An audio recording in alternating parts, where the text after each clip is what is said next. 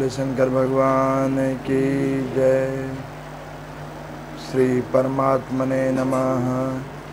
गुरु ब्रह्मा गुरु विष्णु गुरुदेवो महेश्वर, गुरु साक्षात् परब्रह्म तस्मै श्री गुरवे नमः। कर्पूरगौरं करुणावतारं संसार सारं भुजगेन्द्रहारं सदा वसन्तं हृदयारविन्दे भवं भवानी सहितं नमामि। भवं भवानी सहितं नमामि। हरे कृष्णा कृष्णा कृष्णा हरे हरे, हरे राम राम राम हरे हरे। श्री शिव महापुराण की कथा, जिस कथा को सूत जी कहकर सनत कुमार सौनक आदि ऋषि सुनकर, और उसी कथा को आप और हम लोग श्रवण चिंतन के माध्यम से शिव तत्वों की प्राप्ति करने का एक आधार स्तंभ ये ग्रंथ, जिसकी जितनी महिमा का व्याख्यान किया जाए वो कम है। ब्रह्मा जी कहते हैं कि नारद जी, जिस प्रकार से शिव की महिमा अनंत है, उसी प्रकार से ये शिव पुराण की कथाएं भी अनंत हैं। इस कथाओं में परमात्मा शिव की वो अलौकिक महिमाएं हैं, जिन महिमाओं को सुनकर जीवात्मा अपना तो कल्याण करता ही है, वस्तुत रूप में अपने कुल और बांधवों का भी कल्याण करता है इन कथाओं का व्याख्यान करने से। आज कथा का सप्तदश दिवस है, 17वां दिन है। कल की कथा में आप लोगों ने श्रवण किया शंखचूड़ दैत्य का कथा, जिसमें भगवान शंकर ने किस प्रकार से कैसी कैसी लीलाओं को कर कर शंखचूड़ आदियों का वध किया प्रभु ने। कल की कथा में दो बात उस कथा के सार तत्व से उत्पन्न हुई कि व्यक्ति श्रीमन नारायण भगवान का भजन कर लेने के बावजूद तामसिक गुणों के संगिद्ध जाकर अपना संबंध जोड़ता है, तो चाहे कितना भी भजन क्यों ना किया हो, वो सब भजन उसका विलीन हो जाता है। जैसे शंखचूड़ का तुलसी से विवाह हो गया, बद्री का आश्रम का भी आश्रय पा लिया, लेकिन जो ही वो असुरों के समक्ष पुनः जाकर उनसे संबंध जोड़ा, ठीक उसी वक्त उसके पुराने किए गए पुण्य कर्म फल सब विलीन हो गए, बुद्धि विवेक मलिन हो गई, और उसने भगवान शंकर से ही प्यार उत्पन्न कर लिया। ये कल की कथा में आप लोगों ने सुना। कल की कथा में एक और बात निकली, भगवान शंकर की पूजा में शंख प्रयोग नहीं होता। क्यों प्रयोग नहीं होता? उसका कारण यही है, उस शंखासुर को जब भगवान शंकर ने उस शंखचूड़ नाम वाले उस असुर को जब प्रभु ने मुक्त किया उसके पापी शरीर से, तो भगवान शंकर ने उस शंखचूड़ को एक श्राप दिया कि आगे से जहाँ भी शिव और शिव परिवार की पूजा होगी, वहाँ पर शंख का प्रयोग नहीं होगा। नारायण की पूजा में शंख के जल से स्तुति भी होती है, पूजा अध्ययन भी होता है, लेकिन वहीं शिव पूजा में इसका वादन भी नहीं होता, शंख बजाया भी नहीं जाता है। क्यों नहीं बजाया जाता? वो कल की कथा का उसका माध्यम है कि जब भगवान भूत भावन शंकर ने शंखचूड़ को मृत्यु प्रदान की, तभी उसी वक्त उसको ये श्राप भी दिया कि आगे से जहाँ भी शिव परिवार में और शिव की पूजा होगी, वहाँ पर में शंख का कोई कार्य नहीं होगा। इसलिए कि शंख का शिव पूजा में निषेध है।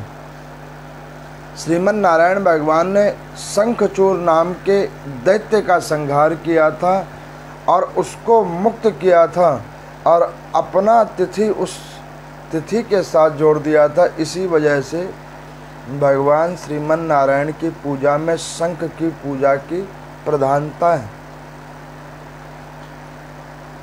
ये कल की कथा में ये कुछ अंश छूट गया था जो मुझे बाद में ध्यान पड़ा, तो मैंने कल ही विचार किया था कि प्रातः काल पहले यही अंश को मैं सुनाऊंगा।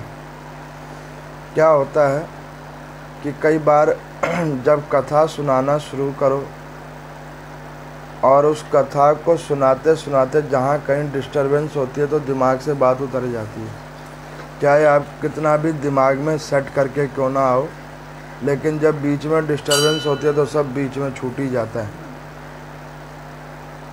तो ये शंख चूर दैत्य को एक भगवान शंकर ने श्राप भी दिया था, जो कल ही की कथा का एक भाग था।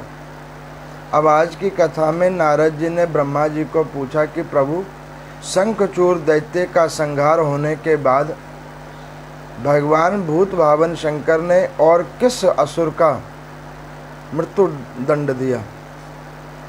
तो यहाँ पर मैं ब्रह्मा जी कहने लगे कि जिसके अंदर में तामसिक प्रवृत्ति की प्रविष्टि हुई, भगवान शंकर ने उन सबको नाना प्रकार का दंड दिया।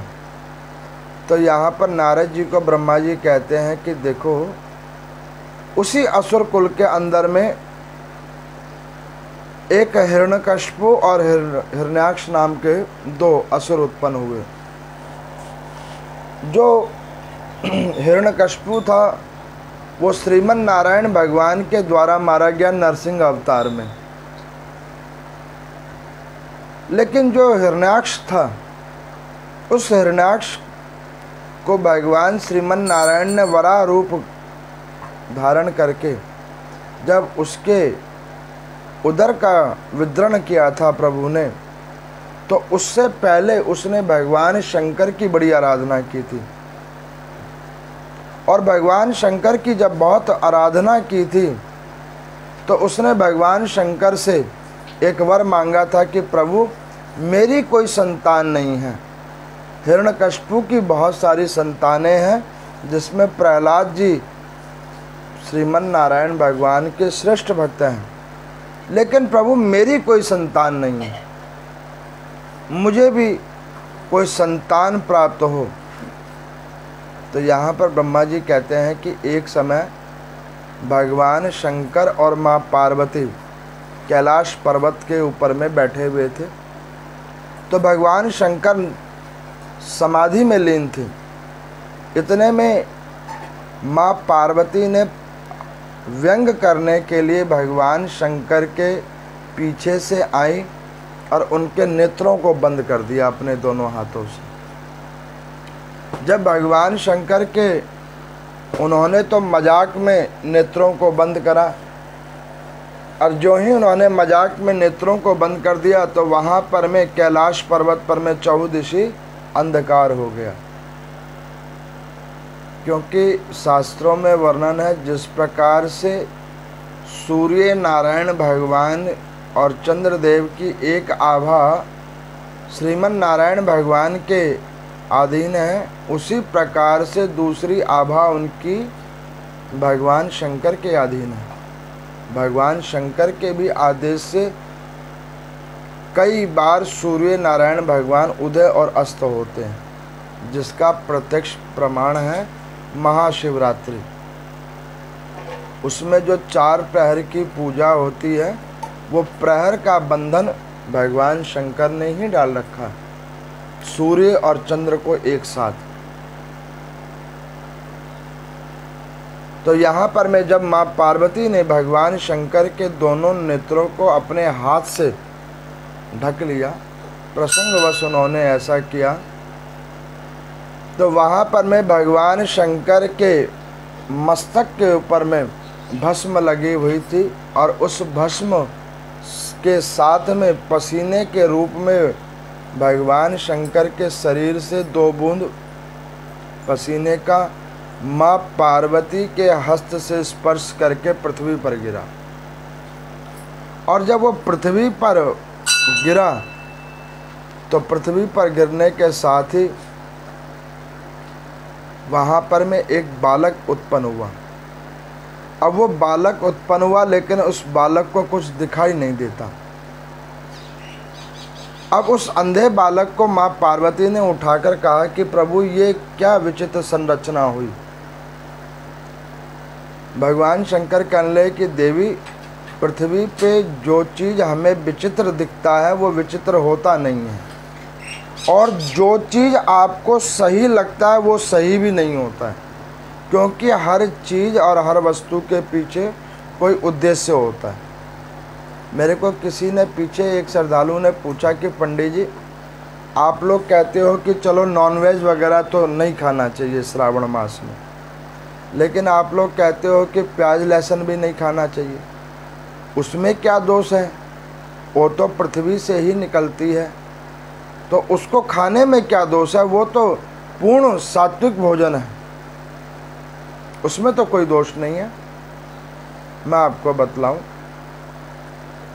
अगर आप लोगों ने ध्यान से श्रवण किया होगा तो पद्म पुराण के अंदर में मैंने इसकी कथा सुनाई थी। वस्तुत रूप में मैं आपको पुनः कहता हूं कि तमोगुण से उत्पन्न हुई ये प्याज और लहसुन है, ये सच बात है कि पृथ्वी के अंदर से ही ये उत्पन्न हुई है। और ये भी बात सत्य है कि कई जगहों पर इसको औषधीय रूप में भी प्रयोग करते हैं। और ये भी बात बिल्कुल सत्य है कि ये शरीर के लिए कई जगह पे गुणकारी भी हैं। लेकिन शास्त्रों में विधान है, जब देवता का पूजन हो, देवी का पूजन हो, पितर पूजन हो, वहाँ पर तामसिक गुणों का कोई भी वस्तु ग्रहण नहीं करना चाहिए, और उसको छोड़कर ही पूजा पाठ करनी चाहिए। उसके 2 भाव हैं। एक भाव, जब व्यक्ति तामसिक वस्तुओं को छोड़कर पूजा पाठ करता है तो उसका पूजा में अथवा भजन अथवा व्रत में ध्यान लगता है। दूसरी बात, जो तमोगुण से उत्पन्न वस्तुएं होती हैं उसमें गंध और रस ये दोनों ही दुर्गंधित होती हैं। इस लेकर भी इन्हें पूजा में अथवा वैसे कई जगहों पर निषेध किया गया है। आप देखते होंगे भगवान को भोग लगता है, लेकिन उसमें प्याज लहसुन नहीं डाला जाता, इसी वजह से, तमोगुण की वजह से। जहाँ पर में तमोगुण की वस्तु परमात्मा को दी जाती है तो वो प्रभु से स्वीकार नहीं करते। अब आपको मैं बताऊं तमोगुण की वस्तुएं कौन कौन सी हैं।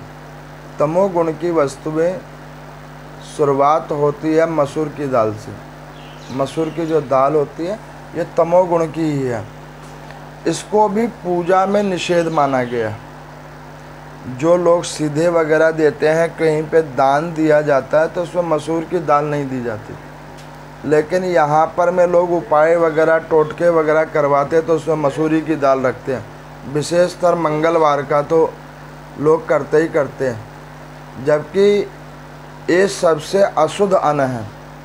इसकी भी कथा है। ये माँ पार्वती के तमोगुण से उत्पन्न हुई दाल है। मूली ये तमोगुण से उत्पन्न हुई है। इसका भी पूजा में रखने का विधान नहीं है। ये मधुश्रावणी की कथा में इसकी भी एक कथा आती है। उसके बाद नाड़ी का साग। नाड़ी का साग किसे कहते हैं? जो आधे जल और आधे भू पर में जो उत्पन्न हुई हो साग, उसे नाड़ी का साग कहते हैं। अब कोई पूछेगा कि पंडित जी ऐसी साग कौन सी होती है, तो ऐसी साग जहाँ पे नदी और सरोवर के किनारे में उत्पन्न की गई ऐसी साग जिसका आधा भाग जल में और ऊपरी भाग ऊपर में, तो उन सागों का नाम नाड़ी का साग दिया गया। ये शास्त्र में कहा गया है। ये भी पूजा पाठ में निषेध है। उसके बाद में बैंगन, ये भी पूजा पाठ में निषेध है। और ऐसे कर कर के 18 वस्तुएं हैं जो तमोगुण से उत्पन्न हुई हैं और उनको भगवान की पूजा में पुनः प्रयोग नहीं की जाती अथवा पहली प्रयोग भी नहीं होती है। कुछ वस्तुएं पहली प्रयोग हो जाती है, पुनः नहीं होती। पहली कैसे प्रयोग हो जाती है? जैसे मान के चलो किसी ने चावल का भोग लगाया परमात्मा को, तो कई लोग आजकल क्या करते हैं कि पकवान बनाकर फ्रिज में रखते हैं। तो पकवान बनाकर फ्रिज में रखते हैं और उसके बाद में भगवान को भोग लगाकर उसको रख लिया। अब पुनः एक कल्प बीतने के दूसरे कल्प में, मतलब सूर्य अस्त होने के बाद पुनः आप उसको भोजन के रूप में लेते हो अथवा व्रत खोलने के रूप में लेते हो, तो वो भी जो अन्न होता है उसमें तमोगुण की प्रविष्टि हो जाती है। ये शास्त्र कहता है, वो भी तमोगुण के अंदर में आता है। तो यहाँ पर में माँ पार्वती ने भगवान शंकर को पूछा कि प्रभु, ये बच्चा तो उत्पन्न हो गया, लेकिन ये बच्चा तो अंधा हो गया, इस बच्चे का क्या होगा? भगवान शंकर ने कहा कि देखो देवी, तुम और मुझसे ये उत्पन्न हुआ ये बच्चा, ये साधारण बालक नहीं है, लेकिन इसका भी इस सृष्टि के अंदर में एक अहम भाग है। तो ये बच्चा एक मेरा भक्त जो असुर जाति का है, वो बहुत टाइम से आराधना कर रहा था कि मुझे संतान नहीं है, तो ये बच्चा मैं उसको जाकर दे देता हूँ। भगवान शंकर के तेज से उत्पन्न उस बालक को भगवान शंकर ने क्या किया? जाकर उस हिरण्याक्ष ने जब कामना की कि प्रभु मेरे कोई संतान नहीं है और मेरे भाई की इतनी सारी संतान है, उसमें प्रहलाद जी सर्वश्रेष्ठ हैं, तो मुझे कोई आपके समान कोई संतान प्राप्त हो जो अजय हो, उसे श्रीमन नारायण भी ना मार पाए। आपने इतने दिनों से कथा सुनी होगी, उस कथा में सुना होगा, कई कथाओं को मैंने अभी तक सुना दिया युद्ध खंड में। जो जो भगवान शंकर के अंशों से उत्पन्न हुए हैं उसे सिर्फ भगवान शंकर ही दंड देते हैं। अन्यत्र श्रीमन नारायण भगवान और इंद्रादिक देवता उसके ऊपर में प्रहार तो कर सकते हैं, मृत्यु नहीं प्रदान कर सकते। इसका क्या मतलब है? इसका मतलब ये है कि जिस परमात्मा से जन्म होती है उसी परमात्मा के पास वापस वो आत्मा पहुंचती है। ये एक चक्र है। इसी चक्र के अंदर में जीवात्मा आता है, उस परमात्मा के पास से वो पृथ्वी लोक पर में नाना प्रकार की योनियों में जन्म लेकर आता है, कर्म बंधनों को भोगकर वापस उसी परमात्मा के पास चला जाता है। इसे कहते हैं काल चक्र। इस चक्र के अंदर में जीवात्मा आता और जाता है। अब यहाँ पर मैं जब उसने ऐसा वर मांगा तो भगवान शंकर ने वो बच्चे को उठाकर उस हिरण्याक्ष को दे दिया। हिरण्याक्ष ने कहा कि प्रभु आपने संतान तो दी, लेकिन ये संतान अंधी है। यहाँ पर सूत जी कहते हैं भगवान के द्वारा जो भी कुछ पृथ्वी लोक पर में व्यक्ति को कर्म भोगने के लिए दिया जाता है वो सब अंधी ही होती है। गौर करना। वो कहते देखो अंधी कैसे होती है, तो कहते अंधी जब व्यक्ति को जन्म लेता है तो उसको ये नहीं पता होता कि उसके माता और पिता कौन है। उसको अंधकार में ही ये बतलाया जाता है कि ये तेरी माँ है, ये तेरे पिता है, ये दादा है और ये दादी है। अंधकार वहीं से शुरू हो जाता है। और उसके बाद वही बच्चा जब वो शिक्षा के लिए आता है या स्कूल में प्रवेश करता है तो टीचर उसे बताती है कि ये ए फॉर एप्पल है और ये वन है और ये का खा घा है, स्वरमाला है। उसकी उत्पत्ति का टीचर को भी नहीं पता। कि ये उत्पत्ति कहाँ से हो गई, कैसे इनको बनवा दिया, एक आदमी ने इसको बनाया और वो सबके अंदर में कैसे प्रविष्ट हो गया, ये अंक गणना कैसे शुरू हो गई।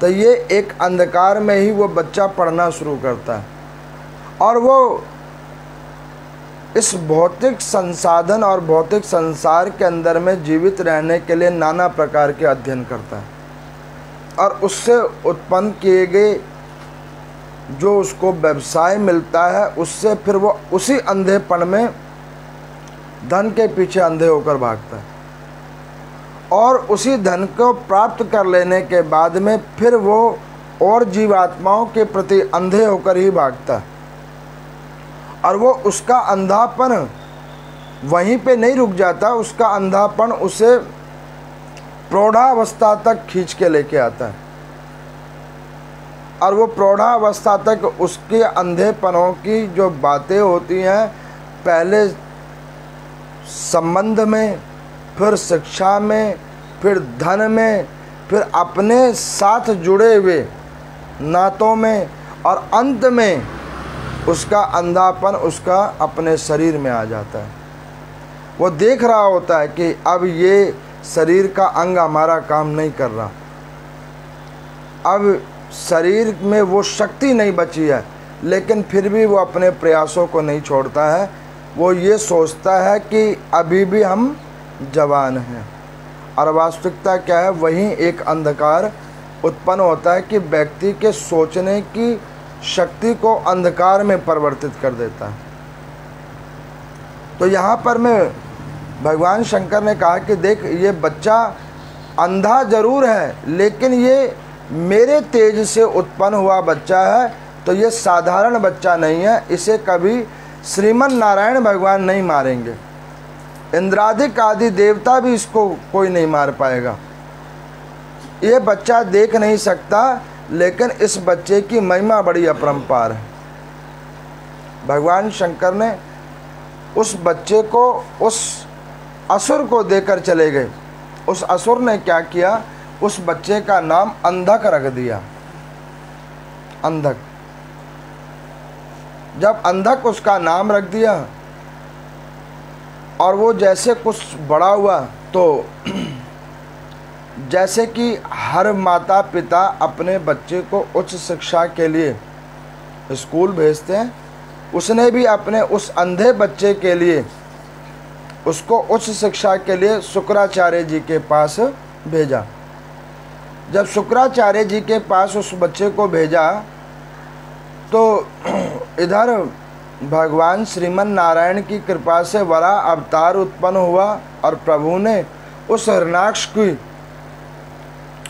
मृत्यु उसके कर्मा अनुसार जब वो पृथ्वी लोक को सुतल लोक के अंदर ले गया था, सागर के मध्य में ले गया था, तो परमात्मा ने पृथ्वी को मुक्त करने के लिए वराह रूप बनाया और अपनी सुंडी के ऊपर में पृथ्वी को लेकर ऊपर आए और उन्होंने हिरण्याक्ष को मृत्यु प्रदान की। जब ये बात उस बच्चे को अपने गुरुदेव शुक्राचार्य के द्वारा पता लगा तो उस बच्चे के मन में बड़ा क्रोध आया कि मेरे पिता को श्रीमन नारायण भगवान ने मार दिया, ये इंद्रादिक देवताओं ने मेरे पिता को मार दिया। तो उसने अपने गुरुदेव से पूछा कि प्रभु, एक तो पता नहीं मेरा जन्म ऐसा हुआ कि मैं जन्म से अंधा हूँ, मैंने कभी अपने पिता को देखा नहीं, और इस अंधेपन में मैंने क्या पाया और क्या खो लिया मुझे आज तक यही नहीं पता लगा। सूर्य जी कहते हैं यही आज आपकी और हमारी सबकी हालात है, पता ही नहीं लग रहा कि हम किस रेस में भाग रहे हैं, कहाँ से शुरू हुआ है और कहाँ भागे जा रहे हैं, अभी तक यही पता नहीं लग रहा। बस भागे जा रहे हैं, किधर भागे जा रहे हैं ये नहीं पता लग रहा, आंख बंद करके भाग रहे हैं। कोई किसी वस्तु के लिए भाग रहा है, कोई किसी कार्य के लिए भाग रहा है, कोई व्यक्ति विशेष के लिए भाग रहा है, बस भागा जा रहा है, किधर भाग रहा है उसे अभी तक यही पता नहीं लग रहा। तो शुक्राचार्य ने कहा कि बेटा तू घबरा नहीं, साधना और भजन और तप से सब कुछ सिद्ध है। एक काम कर, तेरे पिता, तेरे काका भगवान का भजन करके, साधन करके, तप करके नाना प्रकार की सिद्धियों को प्राप्त किया। तू भी भगवान का भजन कर। उनका भजन करेगा तो तेरे नेत्रों की रोशनी आ जाएगी। तो उन्होंने कहा कि गुरुदेव, मैं श्रीमन नारायण भगवान का भजन नहीं करूँगा। तो उन्होंने कहा कि क्यों?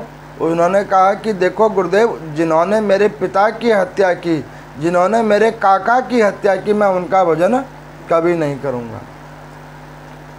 व्यक्ति अपनी दुर्गुणताओं को नहीं देखता है कि हमने कौन सी दुर्गुणता की हुई है जिस वजह से प्रभु हमें ऐसे दंड दे रहे हैं। उन दुर्गुणताओं को नहीं देखता, बस दोष परमात्मा में देखता है कि प्रभु आपने मेरे साथ ऐसा कर दिया। जबकि सच्चाई है कि पाप कर्म तो पहले हमने किया है, अब उसका परिणाम मिला है तो दोष परमात्मा को ना, परमात्मा का कोई दोष नहीं, दोष व्यक्ति का अपना होता है। तो उन्होंने कहा कि बेटा फिर एक काम कर, तो ब्रह्मा जी की उपासना कर। गुरुदेव की वाणी को सुनकर मन क्रम वचन बनाकर ब्रह्मा जी का एक गुफा के अंदर में जाकर अंगूठे के बल पर खड़े होकर कई सौ वर्ष तक उसने ब्रह्मा जी की आराधना की। जब कई सौ वर्ष तक ब्रह्मा जी की आराधना की तो ब्रह्म देवता वहाँ पर प्रकट हुए। तो अंधकासुर ने पहली ही बात ब्रह्मा जी को कहा कि प्रभु, मुझे पता है कि आप वो अमर किसी को नहीं करते, मैं ये वरदान आपसे मांगूंगा ही नहीं। ब्रह्मा जी ने कहा कि तुम्हारी बुद्धि शैली कुशल है, तुमने बहुत अच्छा किया कि तुमने पहले ही मांग लिया कि अमर तुम नहीं होगे। अब बताओ तुम्हें क्या चाहिए?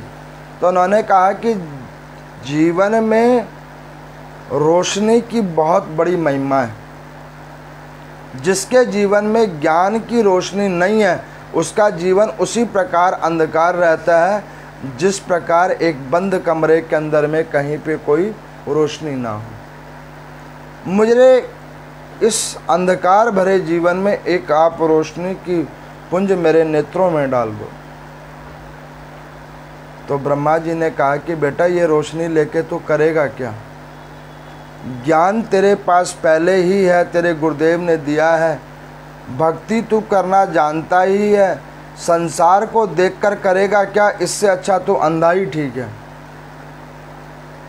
तो ब्रह्मा जी ने जब ये कहा तो अंधकासुर ने कहा, उस अंधक ने कहा कि प्रभु, ये बात ठीक है कि गुरु की दी हुई ज्ञान मेरे अंदर में पूर्ण रूप से है, और इस संसार को मैं देखकर भी क्या करूँगा, लेकिन अगर इस संसार में आकर और इन भौतिक आसक्तियों से मैं नहीं जुड़ा तो मेरा जन्म होना भी व्यर्थ है।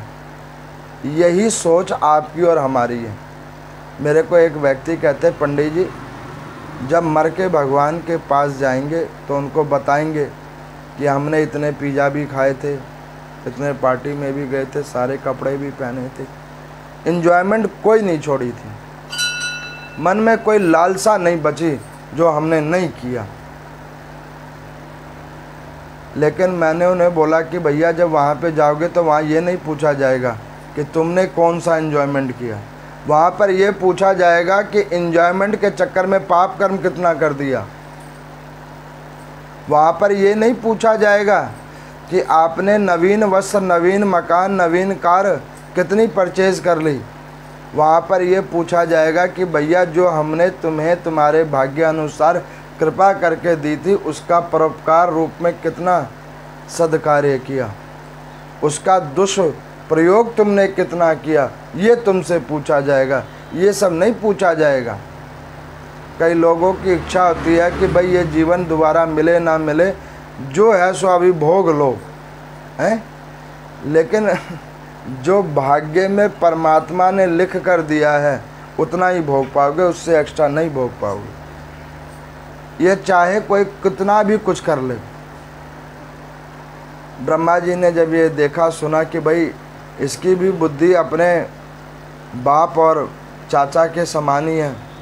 तो उन्होंने कहा ठीक है बेटा, तेरी आँखों की नेत्र रोशनी हम दे देते हैं, लेकिन एक चीज़ ध्यान करना, जहाँ पर में तुम दुरुपयोग करोगे इस दृष्टि की, वहाँ अंधकार हो जाएगा, वहाँ फिर तुम अंधे ही हो जाओगे। जहाँ पर भी इस दृष्टि का दुरुपयोग करोगे वहाँ अंधे ही हो जाओगे। और भगवान का नियम है, जब व्यक्ति का विनाश होता है तो वो अंधा ही हो जाता है, ना किसी की बात सुनाई देती है, ना कोई सही दिशा नज़र आती है।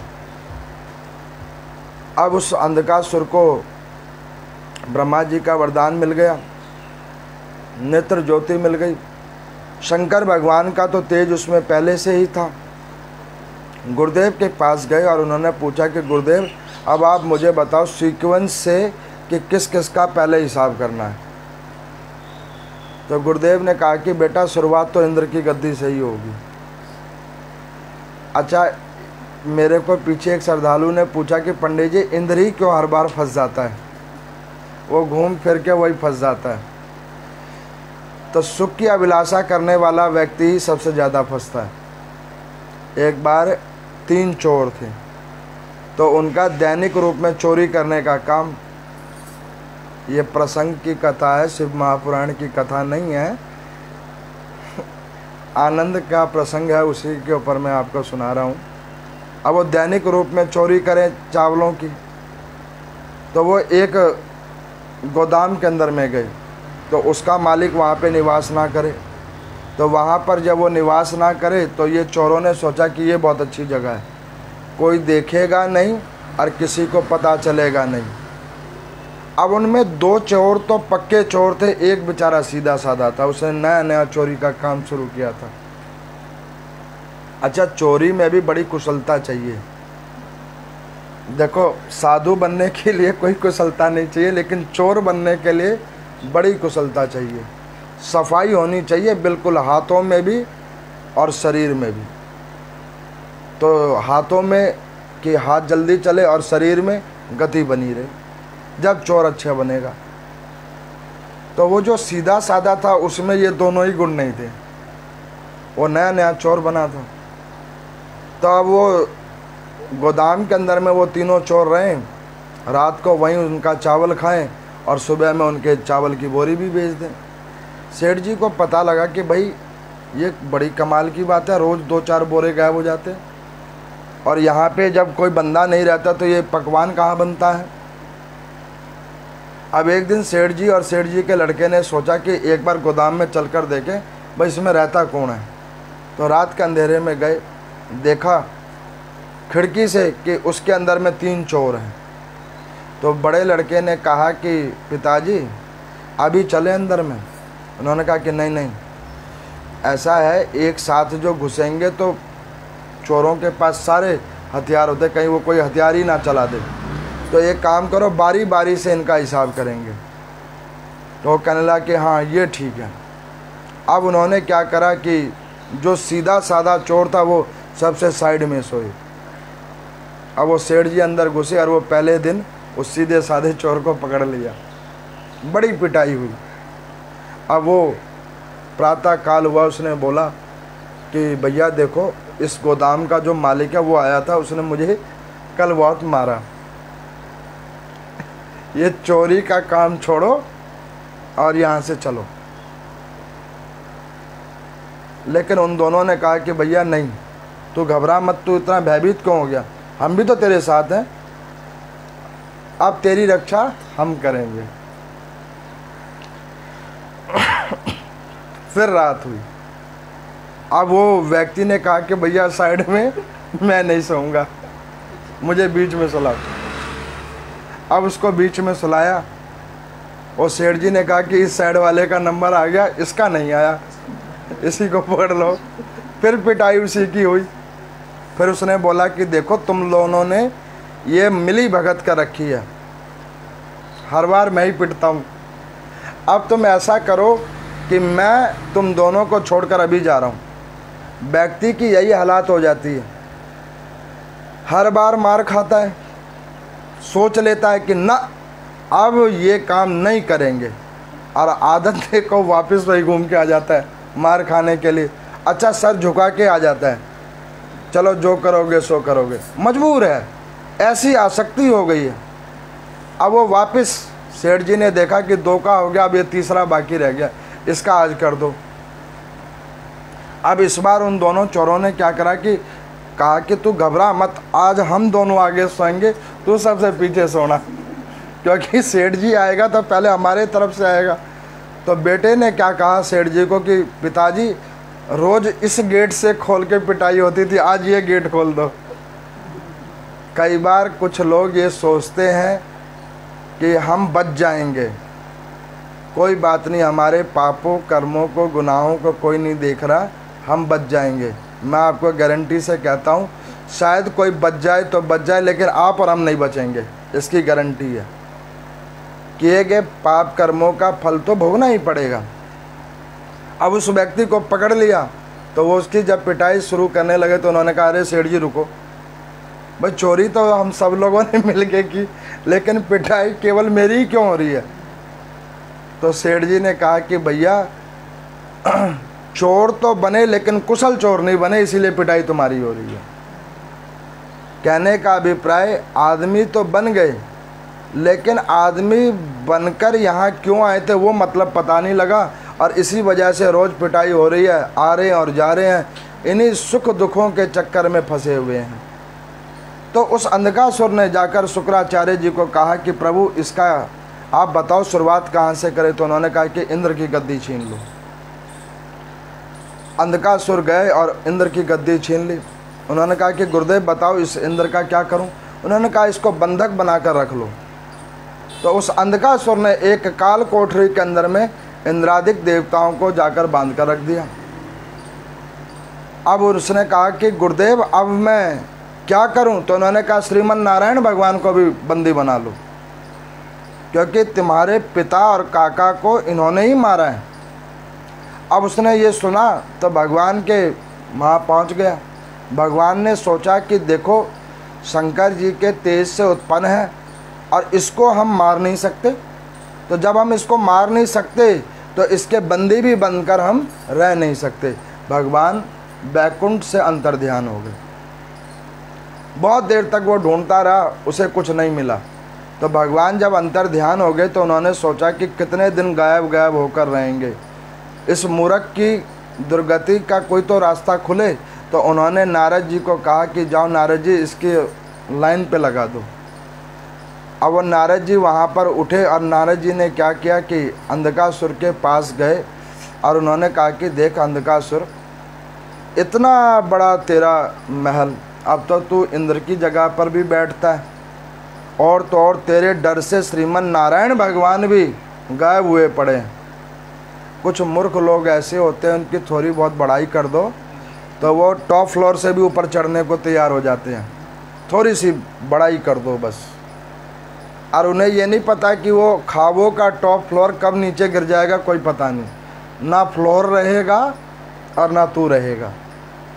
अब उस व्यक्ति अंधकासुर को जाकर नारद जी ने कहा कि एक काम कर, देखो प्रहलाद जी की शादी हो गई, बच्चे हैं उनके,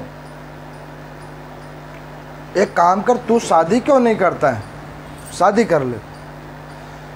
तो अंधकासुर ने कहा कि हाँ ये बात तो मैंने कभी सोचा ही नहीं, मैंने तो अभी तक खाली लड़ाई की है, घर परिवार के बारे में सोचा नहीं। अच्छा आप बताओ नारद जी, मेरे अनुसार कोई लड़की है तो बताओ।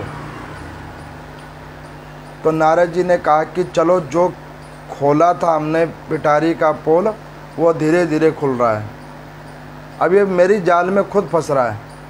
उन्होंने कहा कि देखो जब से नारायण भगवान गायब हो गए तब से जो है सो उनकी पत्नी भी गायब है। कहले अच्छा, ब्रह्मा जी बूढ़े हैं, उनकी पत्नी भी बूढ़ी है।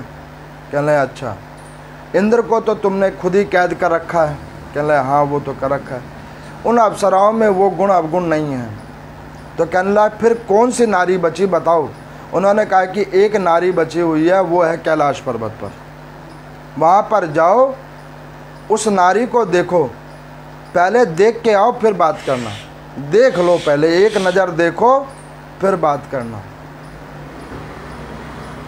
यहाँ पर सूर्य जी कहते हैं कि परमात्मा यही कहकर भेजते हैं कि बस एक नज़र देखना पृथ्वी को, उसके बाद नहीं देखना। लेकिन हम क्या करते हैं, देखना जब शुरू कर देते हैं ना, तो वो देखते देखते हम इतना कहीं जगहों पे फंस जाते हैं कि व्यक्ति उस देखने के पीछे क्या क्या भोग लेता है उसे पता नहीं लगता।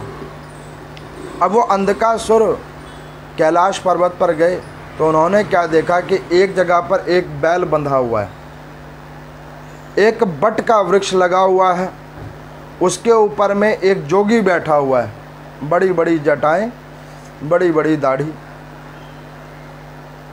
अब वो जोगी बैठा हुआ है तो अब उन्होंने सोचा कि यहाँ तो कोई जनानी तो है नहीं, यहाँ पे तो सिर्फ वो जोगी बैठा है और एक बैल बैठा हुआ है।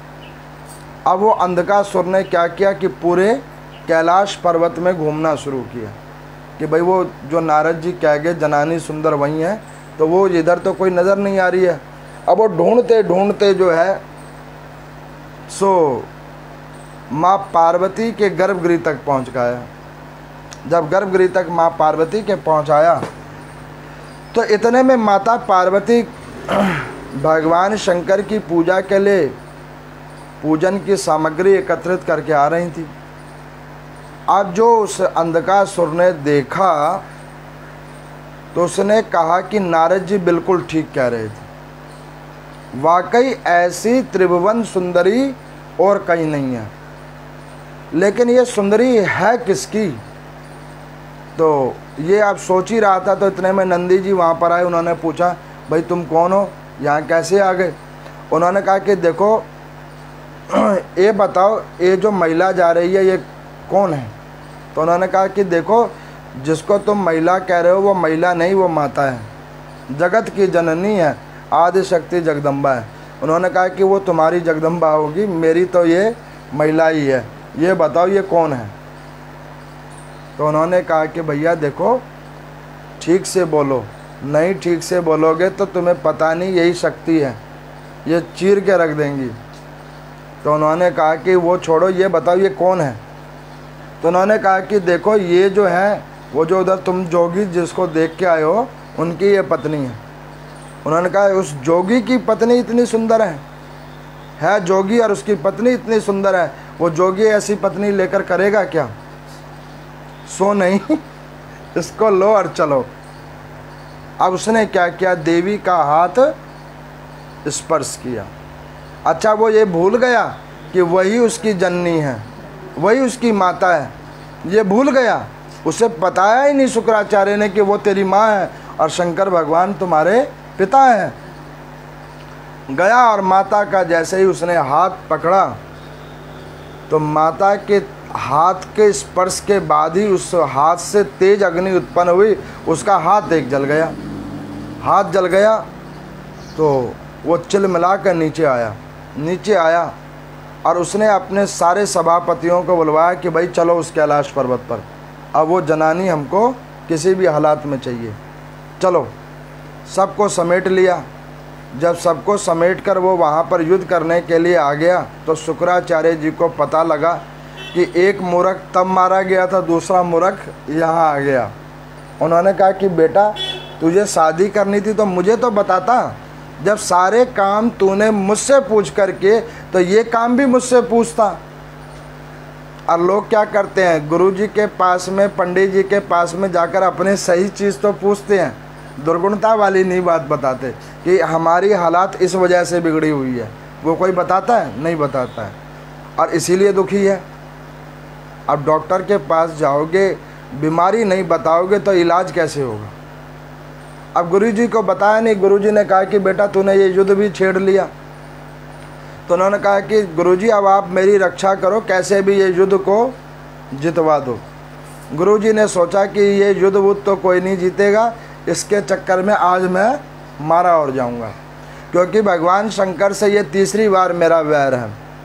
2 बार मैं पहले उन असुरों के चक्कर में उनको बचाता फिरा, तो तब तो मैं छुप छुप कर बचाता था, आज इसने मुझे भगवान शंकर के बिल्कुल सामने ही उपस्थित कर लिया। उन्होंने कहा कि बेटा ये तू जानता ये कौन है? ये भगवान शंकर हैं। और तूने जिस जनानी का हाथ पकड़ा है वही तेरी माता है, उसी से तू उत्पन्न हुआ है। उन्होंने कहा वो चलो जो भी है, लेकिन अब मैं शादी उसी से करूँगा। उन्होंने कहा कि बेटा तेरी पिटाई अब बहुत होगी, तू अब बचेगा नहीं। अब उसको अंधकासुर को अपने मद में समझ नहीं आया। श्रीमन नारायण भगवान प्रकट हुए। उन्होंने कहा नारद जी हमने तो थोड़ा सा कहा था समझाने के लिए, आपने बड़े तरीके से समझा दिया।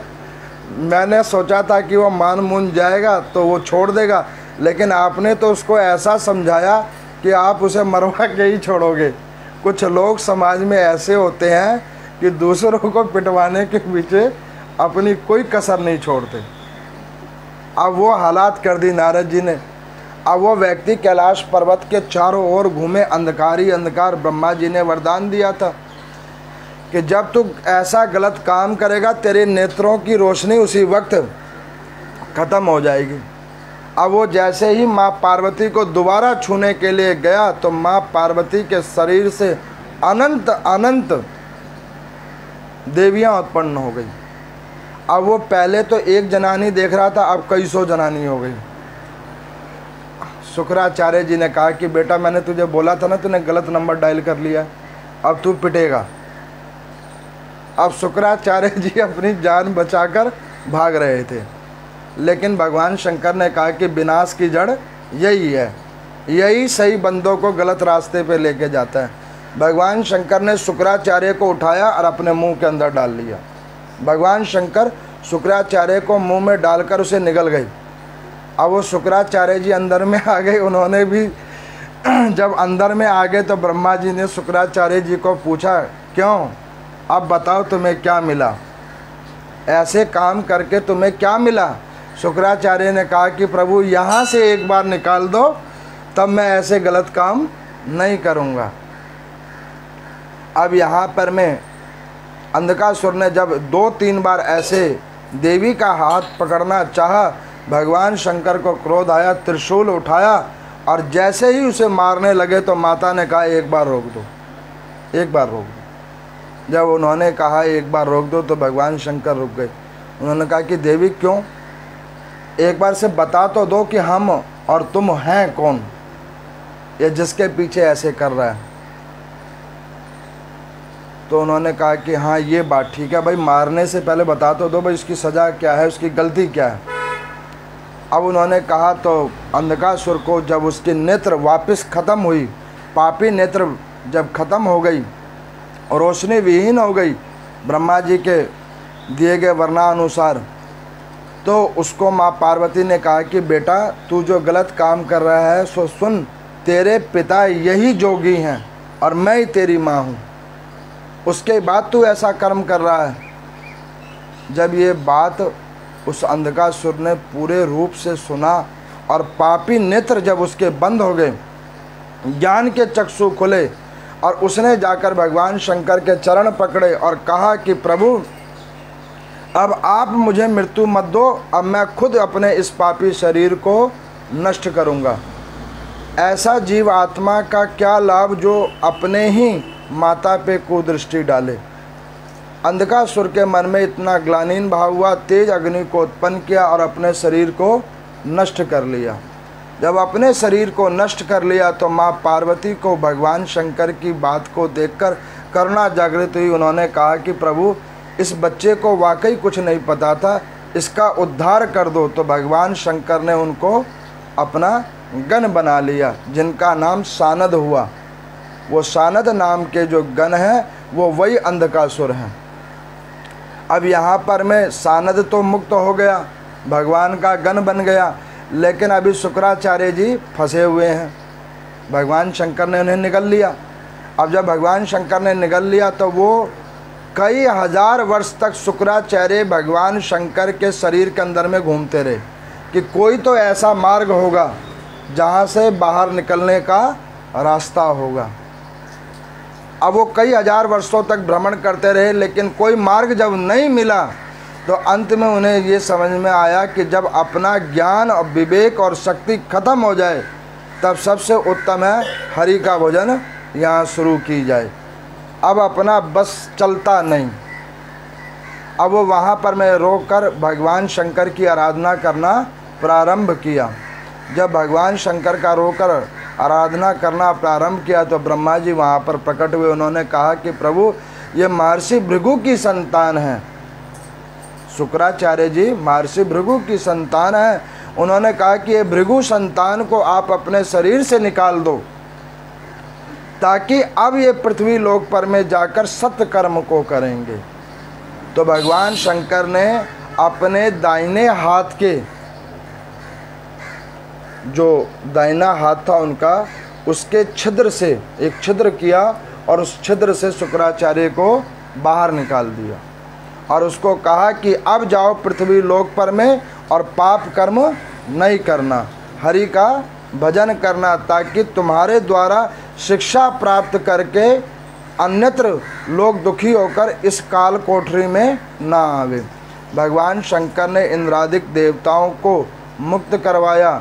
श्रीमन नारायण भगवान पुनः बैकुंठ में वास किए और इस कथा को सुनाते हुए सूत जी ने ये कहा कि जो भी कोई इस अंधकासुर की कथा को सुनता है, श्रवण करता है, चिंतन करता है। देखो कथा में मैंने 2-3 चीज़ें अपने तरफ से प्रसंग रूप में डाली, वो कथा का हिस्सा नहीं है, वो आनंद के लिए हमने इसको डाला। लेकिन वास्तविक में जो वास्तविक कथा है, जो मैंने आपको शुरू और अभी अंत में सुनाई है, ये वास्तविक कथा है। इसको जो भी कोई मन क्रम वचन ध्यान से इसको जो कोई श्रवण करता है, उसके ऊपर में भोले बाबा इतनी कृपा करते हैं कि उसके जीवन के अंधकार को संपन्न कर दिया करते हैं।